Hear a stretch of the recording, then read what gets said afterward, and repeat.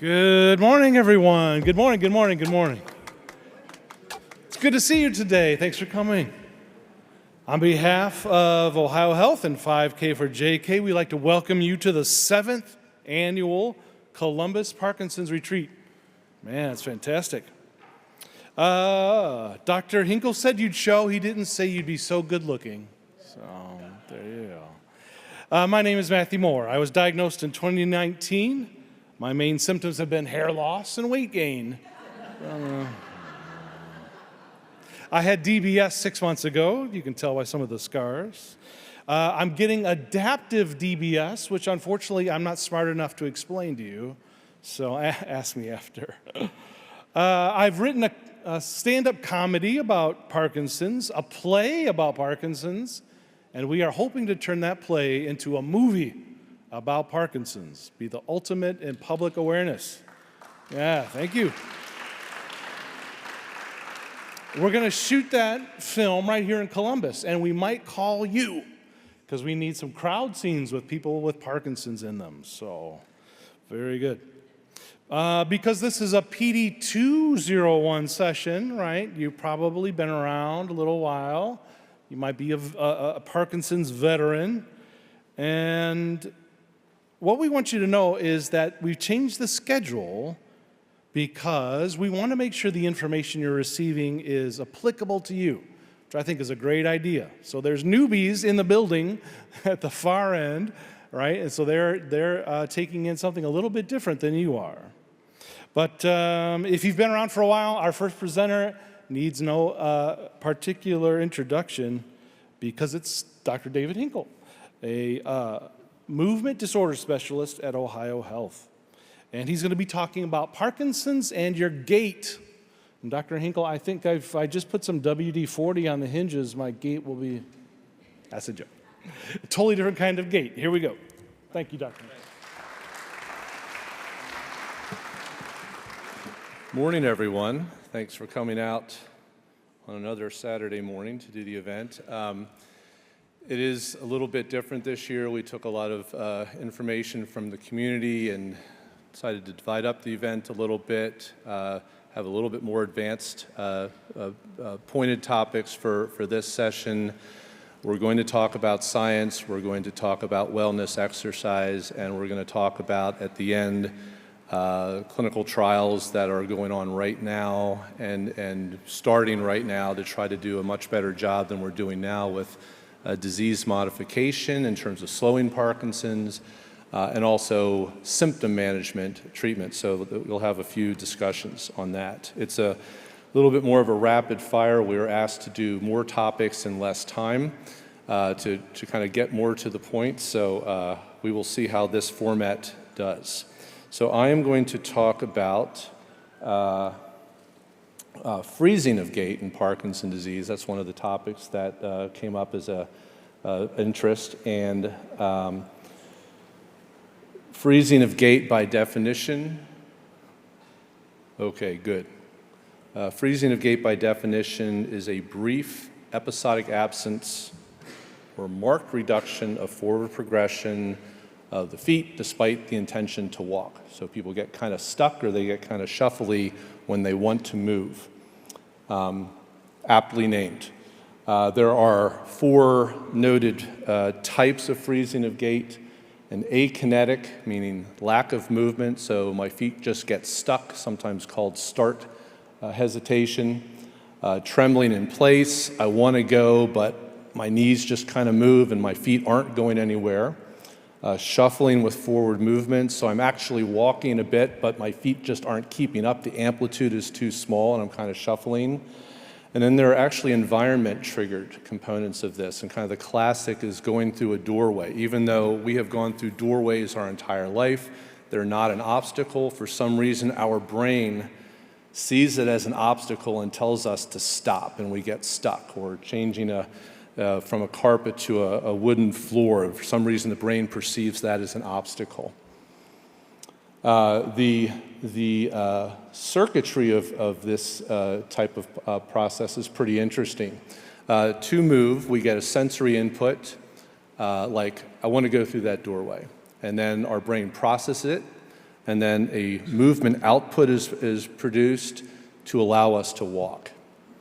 There are two main aspects of the computer system for this. One is the dopamine circuit, and I know this audience is familiar with dopamine, and this is an automatic circuit in terms of walking. So I don't even have to think about it. I know I want to go over there. I don't really think about it. I just start walking. It's automatic. It just happens. It doesn't just happen, but at least at the moment, it just happens. The dopamine circuit runs that side of things, and then there are non-dopamine circuits, so circuits that don't respond to the levodopa and other medications you're taking. They're more involved with goal-directed movement. So I want to step over this stick, or in my house, there's a cat on the floor. I want to step over the cat. I have a circuit that helps me to volitionally do that. The two circuits work hand in hand together, and so I want to get to the door. I see a cat there. I just automatically start moving. I step over the cat, and I keep going. So that, when everything's working, that's how it goes. With Parkinson's disease, as you folks know, there are dopamine centers of the brain in the brainstem, which is shown here, start to have trouble functioning, and they start dying slowly over time. And when that happens, these dopamine automatic circuits start having trouble, okay? And the movement output and the walking might be a little altered. Early in Parkinson's disease, these aspects of the freezing of gait are generally mild, and they can be very responsive to your dopamine replacement medication. So people will say, I notice that the medication's wearing off, I start to stumble more, but I take my next dose, and things kind of come back online. And so probably aspects of this are mostly driven by the rigidity or the tight muscles, the bradykinesia, the reduced amplitude, reduced speed of movement that can respond to dopamine replacement to beef up the circuits. As Parkinson's progresses over time and the pathology builds and starts to spread up the brainstem, these circuits can become pretty sick and may not function very well at all in this regard. As pathology progresses even further and starts getting into other centers of the brain, non-dopamine circuits, we can see even more alterations in gait in terms of cadence, postural stability. Our brain has to actually get our posture relaxed and sit up in a certain way to form a base off of which to take a step. That can be altered. And then there are cognitive components too that play a role in gait. So these non-dopamine, non-brainstem circuits can be frayed as well and cause an evolution of the gait disorder. So in advanced Parkinson's, and I just want to stop for a second, I'm going to comment on things, I'm going to talk about symptoms. I'm not presenting a list today of everything that's going to happen to you, okay? This is a list of possibilities. Not everybody gets all the things we talk about, and as a matter of fact, I rarely see all the symptoms listed for Parkinson's in one person. So just as an FYI, this isn't a day of this is what's going to happen, okay? I just want to make that point. But in advanced Parkinson's that not everybody gets to, the freezing of gait really doesn't respond so well to medication or surgical approaches like deep brain stimulation, physical therapy, or exercise. It doesn't mean you don't do these things, but aspects of Parkinson's may not respond well. The real problem with this, outside of really kind of getting in the way of getting through your day, is a higher potential for falls and injuries that we'd really love to prevent. Interestingly, freezing of gait in advanced Parkinson's disease is very often responsive, and sometimes robustly so, to cueing of various types, cognitive, auditory, visual, and even tactile. So cueing is this sensory input that I was talking about before. I want to go through that door. I want to step over this cat. So a cognitive cue like that can stimulate the non-dopamine goal-directed circuits to kind of overcome the problem to get a person moving through that episode of freezing. So cognitive cueing, People may count 1, 2, 1, 2, or imagine themselves stepping over something, or relax to kind of let things kind of chill out a moment, and then I can move. There's auditory cueing. There are really interesting videos of people having a metronome in their room, and when they have the metronome on, or when they have music on that has a beat, that will allow them to walk. They turn off the sound and they get stuck. So auditory cueing, if you're with Metallica over there, you're going to move faster probably than with the metronome. There's visual cueing, so moving towards a target, stepping over a line. People have seen that before. Kicking a cane to kind of stimulate the movement. And then there are all kinds of tactile cues. So people will tell you to take a big step over something. Think about doing that type of thing. I've had people say if I do a little bounce, if I do a little wiggle, if I do a little tap, if I step to the side, if I step back, that will break the freeze. And then vibration, interestingly enough, can break the freeze. People have different sets of cues that help them. So I remember one guy, and don't do this, but a guy back in Philadelphia when I was training, his cue was to allow himself to fall forward. Don't do this. And then his leg would kick, and then he could go. But I wouldn't recommend that one, but that worked for him. Vibration is kind of interesting. There's actually a long history of devices that physicians have come up with to shake people, which we don't use, by the way, these days. That could help with gait, could help with tremor. There's a vibrotactile glove that's being studied. It was kind of in the media a few years ago, but it's being studied at Stanford. And then Carl Beach has become a little famous recently in the area here. He came to visit a few months ago, and he has a vibratory watch type of device that he has some videos that are kind of interesting. So there are some interesting approaches to tactile stimulation to break freezing of gait. Current therapy, some of you may have this. This is called a U-step walker. It gives some stability. It's helpful. It has sound cues available. It has laser line cues, but it's bulky. It's hard to kind of get from place to place, and a lot of this involves looking down at the floor to move, and that's not how we move around the house. So I think the future of these cueing modalities, until we have a cure for Parkinson's and don't have to worry about any of this stuff, is really going to be multimodal. Can we have a visual, a sound, a tactile that can be triggered to help a person move? It's small, so it's not big and bulky. It's something that's wearable, and it's something that's personalized to what works for the individual. I think augmented reality is going to be important, and that's where you can see what's out there, but then something is added to the visual field to help you. And the way it's set up here, I have to actually push through these. So we had tested this in our office a bit. But for example, if you could see this type of thing in your visual field out to the side to kind of give you a visual cue to step, step, step. And I'm going to provide the sound for this, sorry, because the way it's set up, it doesn't have the sound. So if we had, let's say we had some glasses that in addition to having kind of a visual, there was also a sound. And people found this in our clinic to be helpful. So it'd be something like ch, ch, ch, ch, ch, ch, ch, ch, ch, something like that.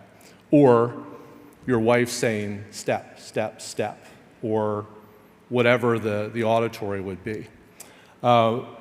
I think that the near future is wearable detection systems that trigger cueing treatments. This is a setup that we've actually studied in a few people here in Columbus. This is a competitor, so to speak, but this is a Honda system exoskeleton. This is pretty bulky. This may help you, but it might be tough to get through your day. But you could probably attach lasers and machine guns to it. So I have formed a collaboration with Exoforce Robotics and Michigan State University Engineering, and we have actually tested in a few people here in Columbus a system where basically we have electrodes embedded in compression shorts that can detect activity of the muscles electrophysiologically, and it's thin material. You can put it on. It's like underwear. You can wear it under your clothing, okay? So it's not that big robotics thing. The 3 people we tested, we found an interesting finding that the EMG or electromyogram activity will reduce right before a freezing of gait episode. So you see on the left the big range activity, then it gets small, and then it gets big again. So what we're thinking is that a signal drop like this could be used as an alert system, particularly since the episodes of the reduced electrophysiological activity happen about 3 seconds before the actual freeze. So you're coming to the doorway, something's starting to happen, it's sending signals to the muscles that is potentially identified well before the actual freezing event happens. And what we did is we measured the electrical activity in the muscles and videoed the person watching so we could see when the electrical activity changed and when the freezing happened. So 3-ish seconds ahead of time seemed to be the target. The data was impressive enough in its preliminary forms that we got a publication in December of last year. So we are hoping to continue to work on this.